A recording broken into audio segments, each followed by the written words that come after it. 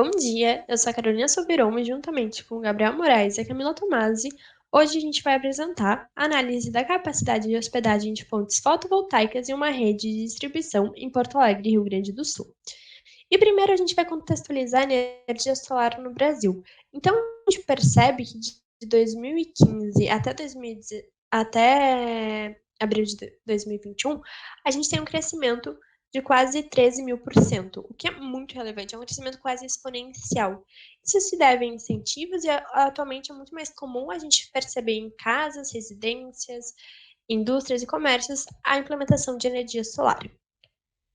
Falando um pouquinho do contexto brasileiro, o estado do Rio Grande do Sul, ele é o terceiro estado com maior potência instalada, perdendo apenas para São Paulo e Minas Gerais.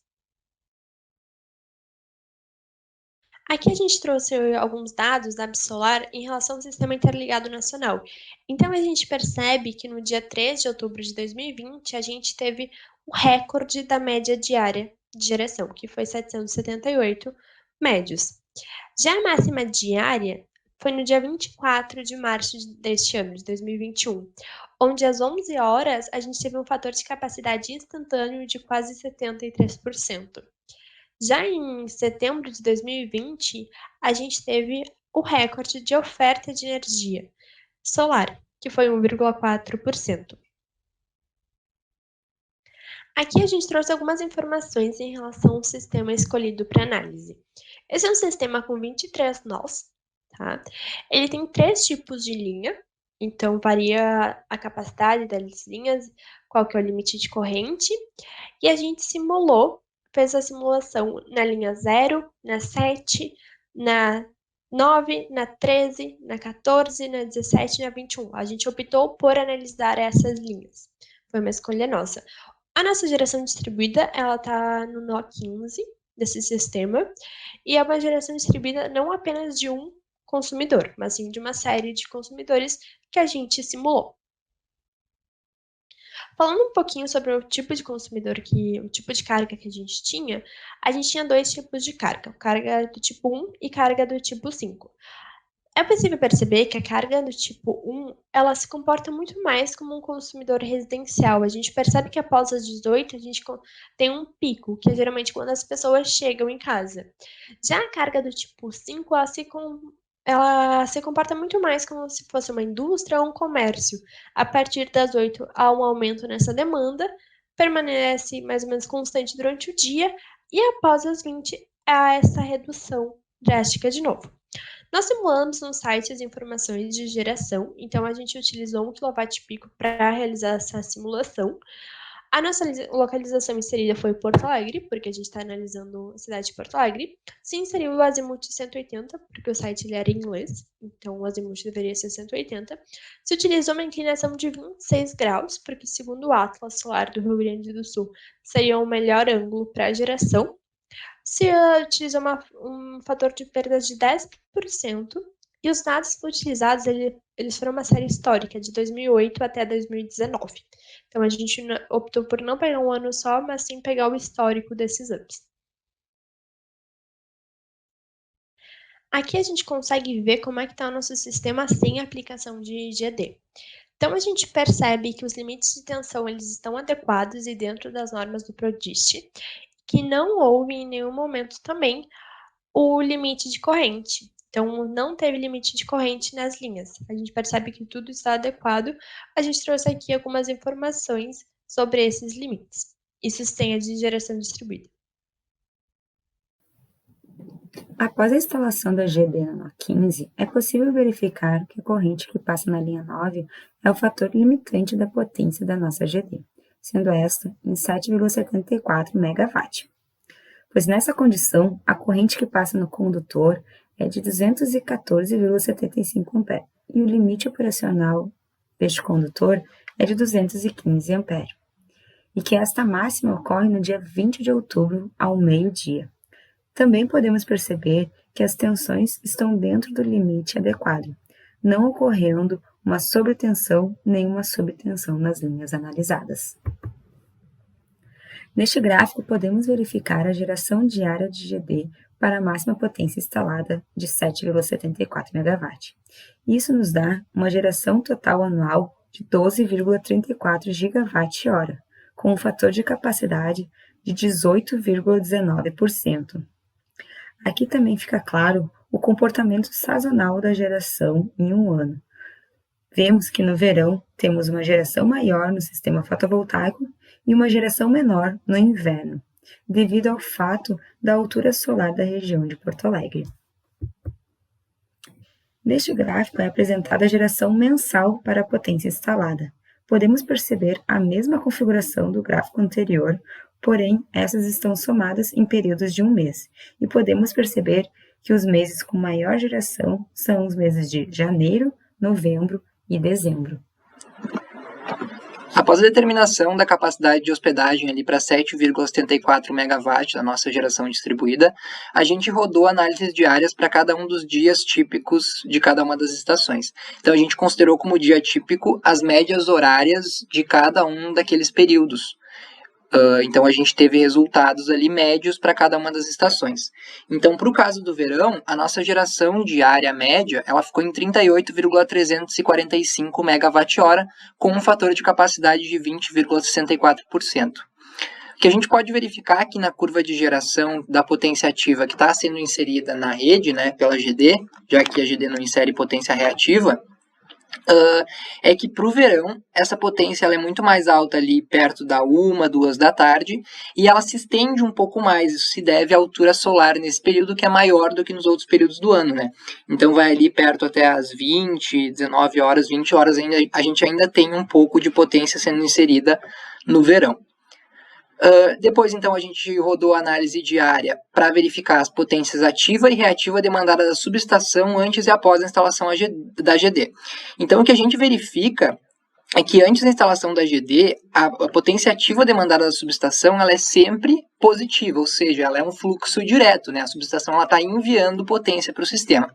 E após a instalação da GD, nos momentos em que a gente tem uma geração fotovoltaica mais expressiva, que é a partir ali das 9, 10 horas da manhã, ocorre um fluxo reverso dessa potência na subestação. Então, isso dá para verificar ali na curva laranja. E esse fluxo reverso ele segue até as 18h30 aproximadamente, quando então a subestação ela volta a fornecer potência ativa para o sistema.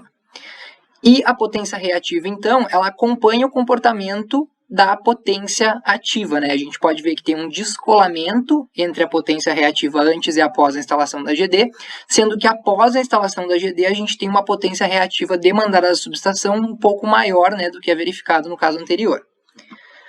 Para um dia típico de outono, então, o que a gente verifica é que o pico de geração ele é maior do que no próprio verão. Por que isso ocorre? Porque no outono e na primavera a gente tem uma altura solar que é intermediária em relação ao inverno e ao verão. E nesses períodos a incidência da radiação, considerando os 26 graus de inclinação da nossa placa solar, ele é maior.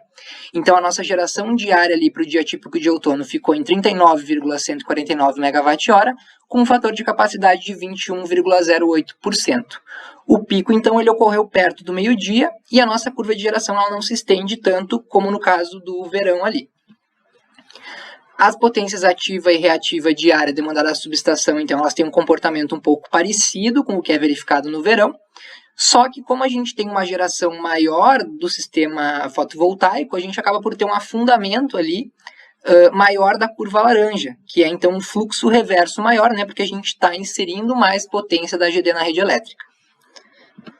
Para o caso do inverno, a gente tem um comportamento bem diferente do que foi verificado nos outros dois casos. Isso é esperado porque no inverno a gente tem uma altura solar que ela é consideravelmente menor do que no outono e no verão.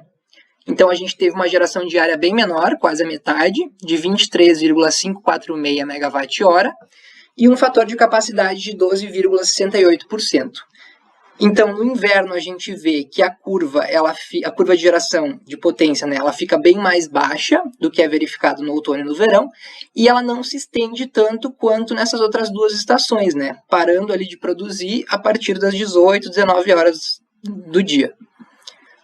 Aqui, então, a gente tem o gráfico das potências ativa e reativa diária, de novo, demandada da subestação, e o que a gente verifica é que o fluxo reverso de potência ativa que foi verificado antes Para o caso do inverno, ele é menos afundado, né? Então o fluxo reverso ele é menor, e esse fluxo ele só passa a ocorrer a partir de umas 9h30, 10 horas da manhã, e só se estende então até as 16 horas da tarde. A partir desse período, então, a gente volta a ter um fluxo positivo, né, da subestação, então a subestação volta a fornecer energia ativa para o sistema. E o descolamento, então, da energia reativa ali não é tão grande quanto verificado nos outros períodos do ano.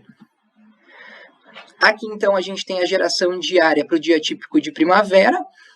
A geração diária total ficou em 38,816 MWh e o fator de capacidade ficou em 20,9%.